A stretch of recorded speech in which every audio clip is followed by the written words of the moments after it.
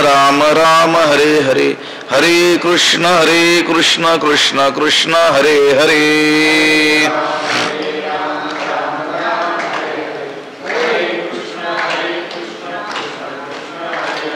पुंडलीक वरदा हरी विठ्ठल श्री ज्ञानदेव तुकाराम पंढरीनाथ भगवान की जय. माऊली ज्ञानेश्वर महाराज की जय. जगद्गुरु तुकाराम महाराज की जय. या निशा सर्वभूतानां तस्यां जागर्ति संयमी, यस्यां जागृति भूतानि सा निशा पश्यतो मुनेः. नमामि सद्गुरुं शान्तं सच्चिदानंद विग्रहं पूर्ण ब्रह्म परानंदमीशमालंदि वल्लभं.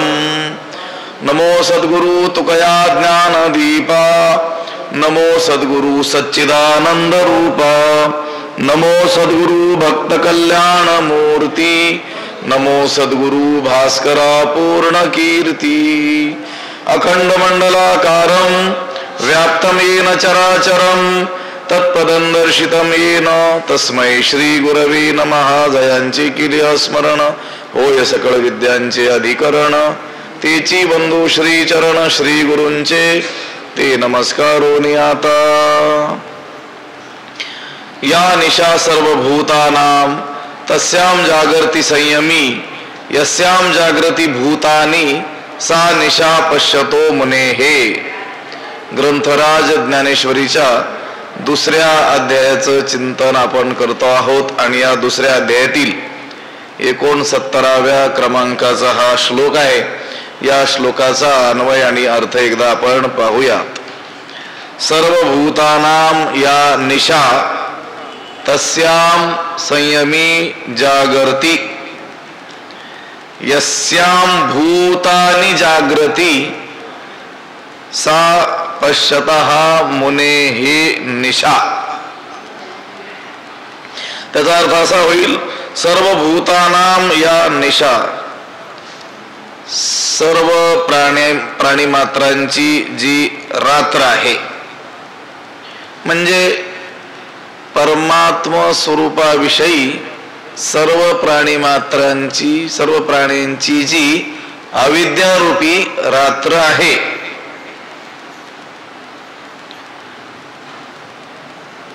तस्यां संयमी जागर्ति, त्या रात्रीत इंद्रिय मनाचा निग्रह करणारा जो स्थित प्रज्ञ आहे तो काय असतो, ज्ञानाने जागा असतो. आणि यस्यां भूतानी जागृती, आणि ज्यामध्ये जी मध्ये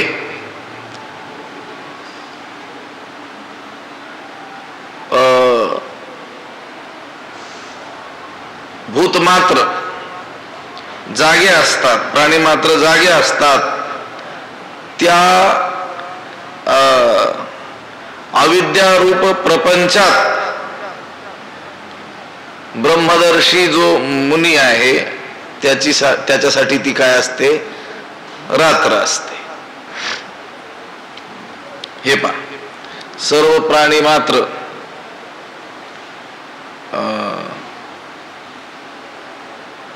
त्यांच्यासाठी जी रात्र आहे, हे पहा, परमार्थ तत्व, त्या परमार्थ तत्वाच्या ठिकाणी हे सगळे प्राणी मात्र झोपलेले असतात, म्हणजे हिताच्या ठिकाणी. स्वरूपाच्या ज्ञानाविषयी जे कसे असतात, झोपलेले असतात, म्हणजे त्यांच्यासाठी जी रात्र असते त्यामध्ये तो जितेंद्रिय पुरुष जो असतो तो कसा असतो, जागा असतो. आणि ज्यामध्ये प्राणी मात्र जागे असतात, म्हणजे या अविद्यारूप प्रपंचात जे जागे असतात ती अविद्या अवस्था त्या ब्रह्मदर्शी मुनीची काय असते, रात्र असते. थोडक्यात काय, परमार्थाच्या ठिकाणी प्राणी मात्र झोपलेले असतात, तो जागा असतो. आणि प्रपंचाच्या ठिकाणी सगळे जागे असतात तो झोपलेला असतो, असा या श्लोकाचा काय सरळ अर्थ आहे. या श्लोकामध्ये भगवंतांनी स्थितप्रज्ञ पुरुषाचं एक अंतरंग लक्षण सांगितलेलं आहे. आता अनेक एक गहन पूर्णाचे चिन्ह अर्जुना तुझ सांगेन परिसपा, या श्लोकावर जी उभी आहे, या श्लोकाचं अवतरण म्हणून आलेली, अर्जुना आता आणखी एक स्थितप्रज्ञाचं गंभीर लक्षण तुला सांगतो, ऐक. आणि हे लक्षण भगवंताने सांगितलेलं आहे. केवळ वाच्यार्थानं जर या श्लोकाचा अर्थ ग्रहण केला तर तो विपरीत अर्थ निघतो. सर्व प्राणी मात्रांची जी रात्र त्यामध्ये स्थितप्रज्ञ जागा असतो, म्हणजे सगळे लोक ज्या वेळेस झोपलेले असतात त्यावेळेस तो रात्रभर काय असतो, जागा असतो, असा अर्थ होईल. म्हणजे रात्री जागणारा आणि दिवसा निजणारा तो काय होऊन जाईल, स्थितप्रज्ञ होईल, असा त्या श्लोकाचा केवळ त्या शब्दांचा अर्थ वाच्यार्थ जर आपण घेतला तर तसा अर्थ निघेल. आणि या दृष्टीनं जर पाहू गेलो तर चोर, रात्री गस्त घालणारे शिपाई, घुबड ही सगळी स्थितप्रज्ञ ठरतील, कारण सगळे झोपलेले असतात त्यावेळेस ते काय असतात, जागे असतात. त्यांनाही काय म्हणावं लागेल, स्थितप्रज्ञ म्हणावं लागेल. वाच्यार्थ जुळत नाही, जेथे वाच्यार्थ जुळत नाही तेथे काय करावी लागते, लक्षणा करावी लागत असते. सरळ सरळ अर्थ त्यातून जर प्रतीत होत नसेल, विपरीत अर्थ निघत असेल तर तिथं काय करावी लागते, लक्षणा करावी लागते. ह्या श्लोकामध्ये निशा म्हणजे रात्र हा शब्द 2 वेळेस आलेला आहे. या निशा सर्व भूतानाम या ठिकाणी, आणि सा निशा पश्यतो मुने हे या ठिकाणी. आता हा निशा शब्द त्याचा अर्थ रात्र होतो. ती रात्र दिवसाच्या सापेक्षतेने येणारी जी रात्र आहे त्या अर्थात हा निशा शब्द घ्यायचा नाही. ह्या 2 प्रकारच्या निशा रात्री म्हणजे परस्पर विरोधी अशा अवस्थांच्या काय आहेत, उपलक्षण आहेत. एकीनं घ्यायची अज्ञानावस्था आणि दुसरीनं घ्यायची स्वरूपावस्था. स्वरूपावस्थेच्या ठिकाणी भूत मात्र झोपलेले आहेत, तिथं हा स्थितप्रज्ञ जागा आहे. आणि जी अज्ञानावस्था आहे त्या अज्ञानावस्थेमध्ये या प्रपंचाच्या संबंधानं भूत मात्र काय आहेत, जागे आहेत.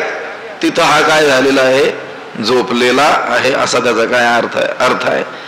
देखे भूत जात निदेले तेथेची जया पाहले, आणि जीव जेथ चेईले तेथ निद्रितू जो. देखे भूत जात निदेले तेथेची जया पाहले, आणि जेथ जीव चेईले तेथ जो निद्रितू.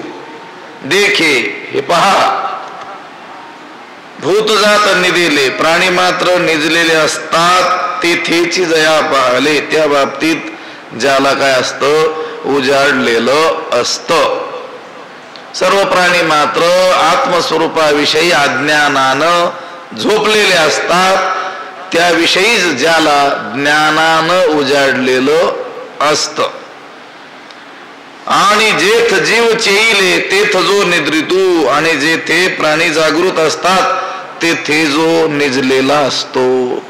आणि सर्व प्राणी मात्र विषय भोगांच्या व्यवहाराविषयी काय असतात, जागे असतात. प्रपंचाच्या ठाई कशा असतात, जागे असतात. त्याविषयी तो झोपी गेलेला असतो. देखे भूत जात निदेले, निदेले म्हणजे निजलेले.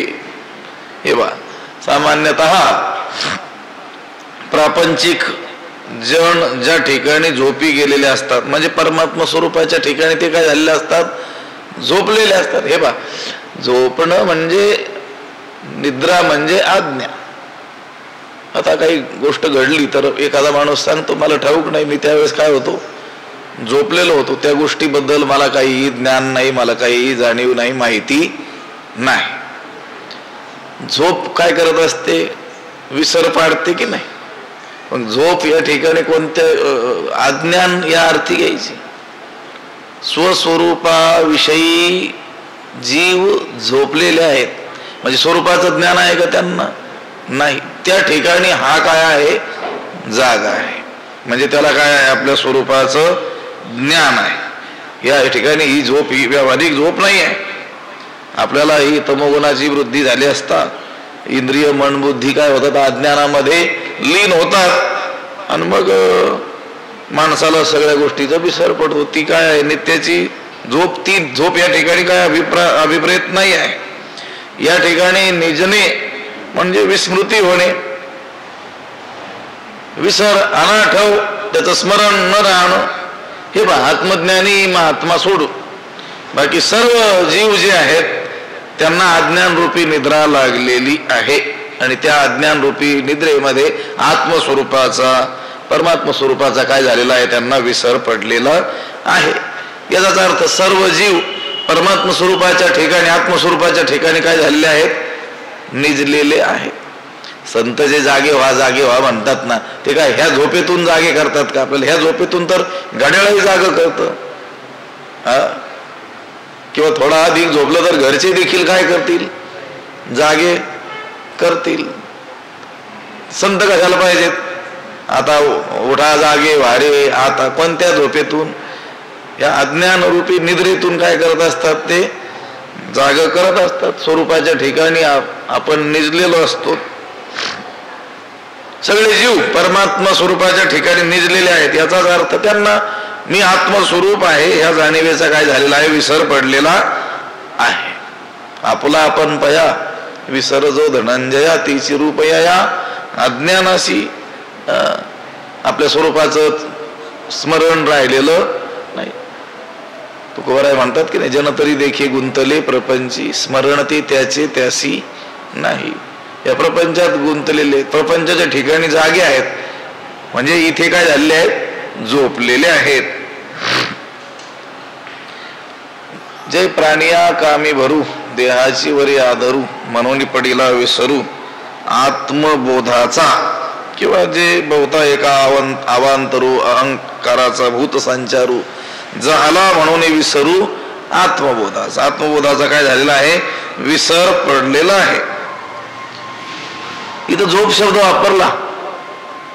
हे पहा, जी व्यावहारिक झोप असते ना, आपण जे झोपतो, रात्री झोपतो किंवा कधी कधी आळस आला तर दुपारी झोपतो. ही झोप काय करते? दोन गोष्टी करत असते.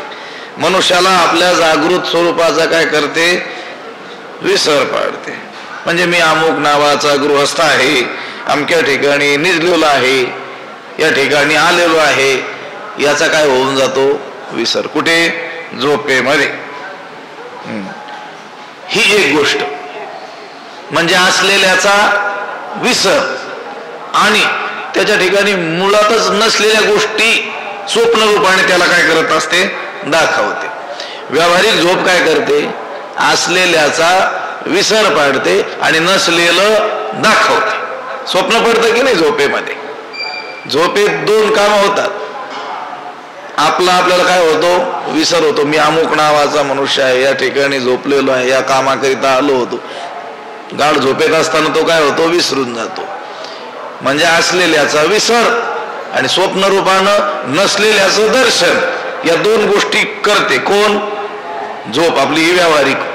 जैसे साचा रूपाड घालून विसराचे कवाड, मग स्वप्नाचे कावाड ओवरी निद्रा. ही निद्रा काय करत असते? साचा रूपाड आहे त्याचा काय करते? त्याला विसर पाडते आणि मग स्वप्नाचे काबाड नसलेल्या गोष्टीचं दर्शन स्वप्न रूपाने त्याला काय करत असते? घडवत असते. अशा या विसराला आणि स्वप्नाला शास्त्रीय भाषेत आवरण आणि विक्षेप असं काय करतात म्हणत असतात. ही जशी झोप व्यावहारिक, अगदी त्याचप्रमाणे अज्ञान रूपी निद्रा सुद्धा जीवाला काय करते? आत्म्याच्या मूळ स्वरूपाचा विसर पाडते. ही एक गोष्ट. आणि मी देह आहे, मी करता, मी जन्मणारा मरणारा, हे सर्व जगत माझ्याहून भिन्न, अशा विचित्र स्वप्नाचं काय करते? दर्शन घडवत असते. आता ही अज्ञान रूप निद्रा जीवाला काही आत्ता लागलेली नाहीये, आजकाल लागलेली नाही, ती अनादी काळापासून लागलेली आहे. आणि हे विश्वरूपी स्वप्न सुद्धा अनादी काळापासून तो काय करतो आहे, जीव भोगतो आहे. तरी अविद्येची या निदा विश्व स्वप्नाचा हा धांदा भोगित होता प्रबुद्धा अनादी जो. मग अशा आत्मस्वरूपाच्या ठिकाणी जीव काय झालेले आहेत, झोपलेले आहेत. म्हणजे जीवांना आपल्या स्वस्वरूपाचा आठव राहिलेला नाही. अशा ठिकाणी हा जागा असतो. देखे भूत जात निदेले तेथेची जया पाहले. देखे पहा, सर्व प्राणी मात्र आत्मस्वरूपाविषयी अज्ञान निद्रेत झोपलेले असतात. तेथेची त्याविषयीच ज्याला पाहले म्हणजे उजाडलेलं असतं. सगळे प्राणी मात्र आपल्याला मी देह आहे, मी करता आहे, मी भोगता आहे असं म्हणत असतात. मी आत्मा आहे असं म्हणत नसतात. त्यावेळेस हा आत्मा मात्र स्वतः संबंधी त्याची जाणीव मी वासुदेव तत्वता अशी असते. म्हणजेच सर्व जीव स्वस्वरूपाच्या ठिकाणी या अज्ञान निद्रेमध्ये काय झालेले असतात, झोपलेले असतात. तेथे हा काय झालेला असतो, जागा असतो. तेथेची, जेथे हे जीव झोपलेले आहेत तेथेच हा जागा आहे. जीव आत्मस्वरूपाच्या ठिकाणी झोपलेले आहेत, हा आत्मस्वरूपाच्या ठिकाणीच काय आहे, जागा आहे. तेथेची जया पाहले. पाहले म्हणजे उजाडलं. तेथेच त्याला म्हणजे त्या स्थितप्रज्ञ पुरुषाला काय झालेलं असतं, उजाडलेलं असतं. तेथेच तो काय झाला, जागा झालेला असतो. आता हे जे जीव आहेत आत्मस्वरूपाच्या ठाई झोपलेले, हे काही सहसा जागृतीवर येत नाहीत. असं फारच क्वचित असं घडतं की स्वप्रयत्नानं तो जीव काय होतो, जागा होतो. संत पुरुष, श्री गुरु हे काय संत, त्यांच्या पूर्ण अवतार कार्यात काय करतात, एका वाक्यात उत्तर द्या असं सांगितलं तर काय उत्तर द्यायचं. स्वरूपाच्या ठिकाणी झोपलेल्या जीवांना जाग करतात. एवढे एक काम करतात. तुम्ही म्हणाल भलतं काम केलेलं मला दिसतं. त्या सगळ्याच्या मागचा हेतू हाच असतो की जीव काय व्हावेत, जागे व्हावेत. आता जागा रे भाईंनो, जागा किती अभंग आपल्याला आढळतील. काकडा तर आपला आता आजच कार्तिक स्नान समाप्ती झालेली आहे. हे सगळे जे अभंग, त्याच्यातले प्रामुख्यानं कोणते अभंग येतात, हे आपल्याला हिताच्या ठिकाणी काय करणारे, जागे करणारे. काय सांगू आता संतांचे उपकार, मज निरंतर जागविती.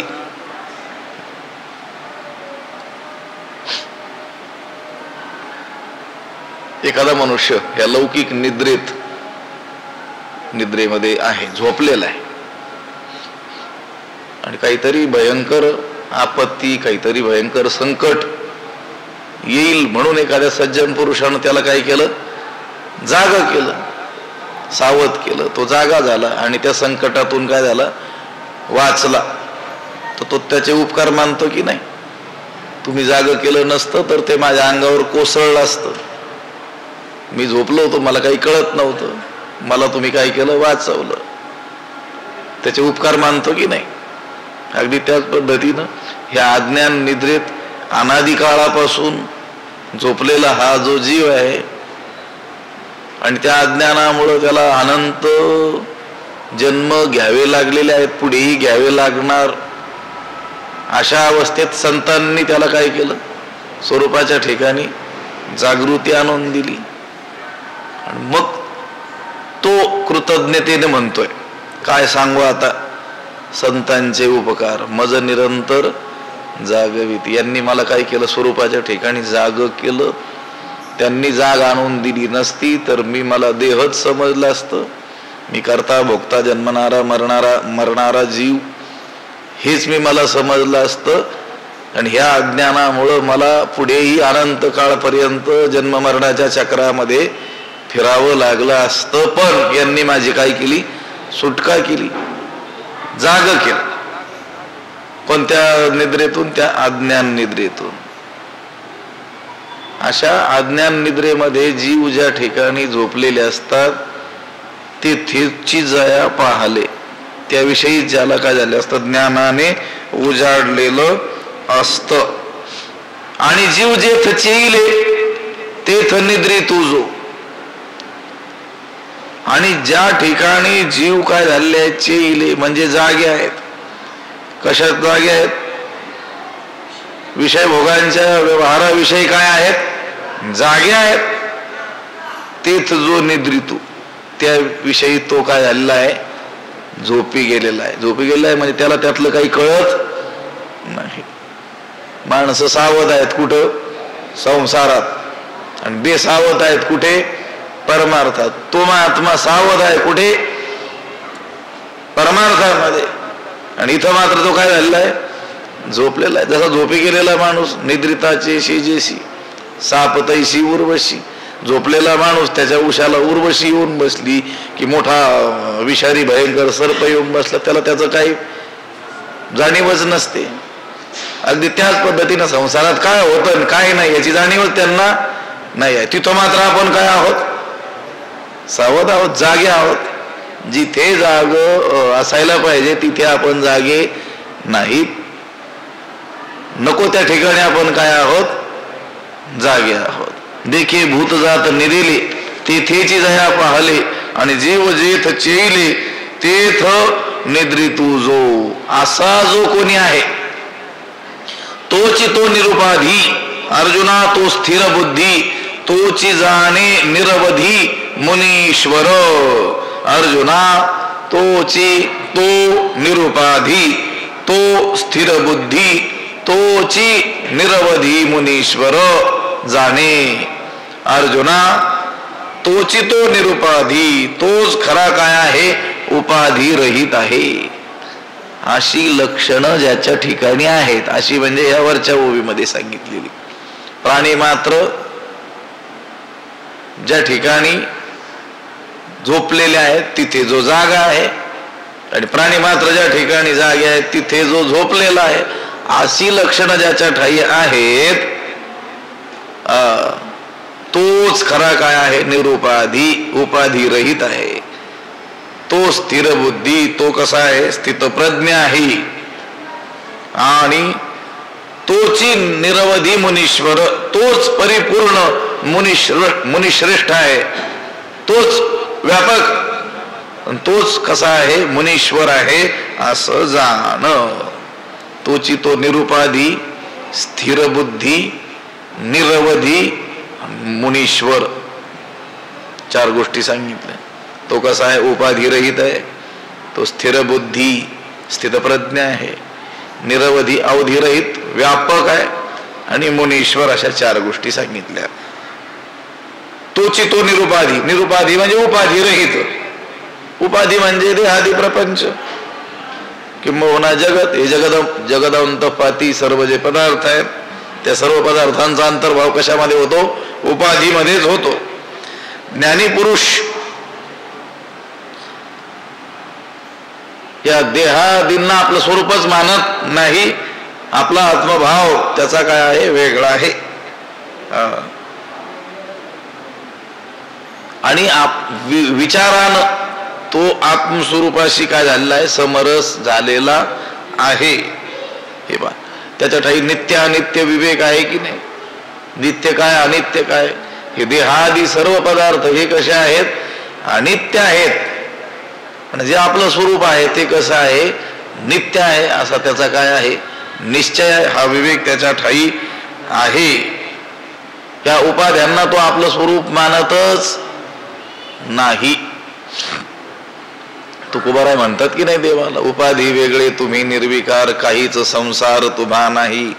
ऐसे मज करुनी ठेवा नारायणा, काहीच वासना नुरवावी. हे नारायणा, हे भगवंता, तुम्ही कसे आहात? उपाधी वेगळे तुम्ही निर्विकार, काहीच संसार तुम्हा नाही, तुमच्या ठाई संसाराचा लेश मात्र देखील नाही. मला देखील काय करा, तसंच करून ठेवा. या सगळ्या उपाध्यांचा निराश करा. हे काही माझं स्वरूप नाही, यांचा माझा काडी मात्रही संबंध नाही, असं ज्ञान मला काय करा, प्रदान करा, असं म्हणतात. हा जो महात्मा आहे तोची तो निरुपाधी, अशा लक्षणांनी युक्त तोच कोण आहे, उपाधी रहित आहे. त्या उपाध्यांशी आपला काडी मात्रही संबंध नाही, असं त्यानं काय केलेलं आहे, निश्चयानं जाणलेलं आहे. केवळ त्याच्या ठाई असलेला विवेक हा केवळ मौखिक विवेक नाही आहे. केवळ मुखानं देह मी नाही, देहादिकांचा माझा संबंध नाही, असं केवळ मुखानं तो म्हणत नाही आहे. तसा त्याचा काय आहे, साक्षात अनुभव आहे. केवळ मुखानं बोलणं, मी परमात्मा स्वरूप आहे, मी चैतन्य स्वरूप आहे, या देहादिकांचा माझा काही संबंध नाही, असं केवळ मुखानं म्हणणं ही गोष्ट वेगळी, आणि साक्षात तसा अनुभव असणं ही गोष्ट वेगळी आहे. तोची तो निरुपाधी, अशा लक्षणांनी युक्त तोच उपाधी रहित आहे.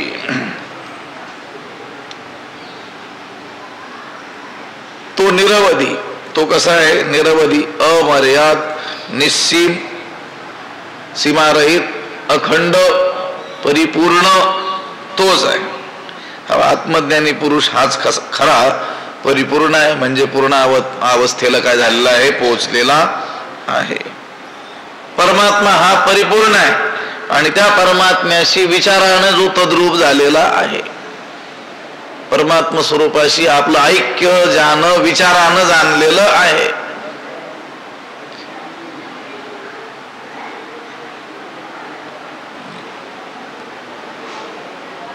तोच काय आहे, निरवधी, तोच व्यापक आहे. बा निरवधी, अवधिरहित कोण आहे, परमात्माच आहे. अपरिच्छिन्न कोण आहे, परमात्माच आहे. त्याला देश, काळ, वस्तू या कोणत्याही गोष्टी मर्यादा करू शकत नाहीत. बाकीच्या सगळ्या गोष्टींना काय आहे, मर्यादा आहे. देशाची मर्यादा आहे, काळाची मर्यादा आहे, वस्तूनं काय आहेत, त्या परिच्छिन्न आहेत, मर्यादित आहेत. आता आपण या ठिकाणी आहोत, दुसऱ्या ठिकाणी आहोत का, नाहीत. म्हणजे देश मर्यादा झाली. ह्या काळात आपण आहोत, 100 वर्षापूर्वी होतो का, म्हणजे काळाची काय झाली, मर्यादा झाली. आता हे आपण आहोत, म्हणजे हे आहे, ही वस्तू म्हणजे आपण आहोत का, ही काय झाली, वस्तूची मर्यादा झाली. पण परमात्म्याला देश, काळ, वस्तू भेद मावळला, आत्मा निर्वाळला निर्विकार. त्याला देश परिच्छिन्नता नाही, काळ परिच्छिन्नता नाही, आणि वस्तू परिच्छेदही त्याच्या ठिकाणी नाही आहे. असा तो व्यापक असलेला परमात्मा त्याच्याशी यानं काय केलेलं आहे, विचारानं ऐक्य केलेलं आहे, म्हणजे तोही परमात्मा स्वरूप होऊन गेलेला आहे. तोची जाणे निरवधी. तो कसा आहे, मुनीश्वर, मुनींमधला ईश्वर, मुनी श्रेष्ठ. मुनी कोणाला म्हणतात, मननशीलाः, मुनयाः, जे मननशील असतात त्यांना काय म्हणतात, मुनी. शील म्हणजे स्वभाव, मनन करणं हा ज्यांचा काय आहे, स्वभाव झालेला आहे. सतत भगवंताचंच काय करतात, मनन, चिंतन, मनन. त्या मुनींमधला हा कोण आहे, श्रेष्ठ आहे, मुनी श्रेष्ठ आहे. अर्जुना तो स्थिर बुद्धी, तोच कोण आहे, स्थित प्रज्ञ आहे. तोची तो निरुपाधी, अर्जुना तो स्थिर बुद्धी, तोची जाणे निरवधी मुनीश्वर. आता हा जो ज्याला स्थितप्रज्ञ म्हणतात, तो परमात्मा स्वरूपाशी एकरूप झालेला आहे. परमात्मा जसा तसाच तो, त्याच्यात आणि परमात्म्यामध्ये भेद नाही. जसा परमात्मा निरुपाधी, उपाधिरहित आहे, जसा परमात्मा निरवधी म्हणजे व्यापक आहे, परिपूर्ण आहे, तसाच हा महात्मा देखील निरुपाधी आहे, निरवधी आहे. आता याचंच वर्णन या पुढच्या श्लोकामध्ये केलेलं आहे. त्याचं मोठा विस्तार आहे. 3, 6, 9 ओव्या याच्यावर काय आहे, भाष्य आहे. 17व्या श्लोकाचं भाष्य 9 ओव्यांमध्ये आहे, पण आज आपल्याला थोडस काही कारणामुळं थांबावं लागणार आहे. पुंडलिक वरदा हरिविठ्ठल श्री ज्ञानदेव तुकाराम पंढरीनाथ भगवान की, माऊली ज्ञानेश्वर महाराज की जय. विठ्ठल विठ्ठल विठ्ठल.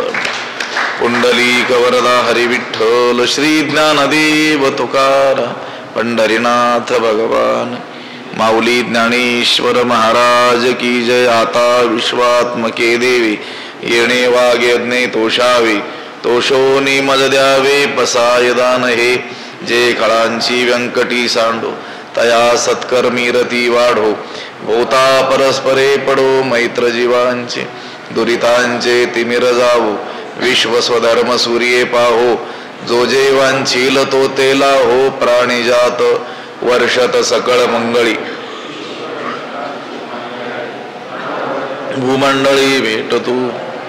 चला कल्पतरूंचे आरव, चेतना चिंतामणीचे गाव. बोलते जे अर्णव पियुषांचे, चंद्रमे जे अलांछन. मारतंड जे तापहीन, ते सर्वाही सदा सज्जन. सोय रे हो तू किंबहुना सर्व सुखी, पूर्ण होवनी तिही लोकी. आदिपुरुखी अखंडित आणि ग्रंथोपजीविये, विशेषी लोकीये. दृष्टादृष्ट विजय होवा वेजी, एथ म्हणे श्री विश्वेश्वरावो. हा होईल दान पसावो, येणे वरे ज्ञान देवो सुखिया झाला. येणे वरे ज्ञान देवो सुखिया, येणे वरे ज्ञान देवो सुखिया झाला. पुंडलिक वरदा हरिविठ्ठल श्री ज्ञानदेव तुकाराम पंढरीनाथ भगवान की जय. माऊली ज्ञानेश्वर जगद्गुरु तुकाराम महाराज की जय. शांती ब्रह्म एकनाथ महाराज, सद्गुरु बंशी महाराज की जय. सद्गुरु जोग महाराज की जय.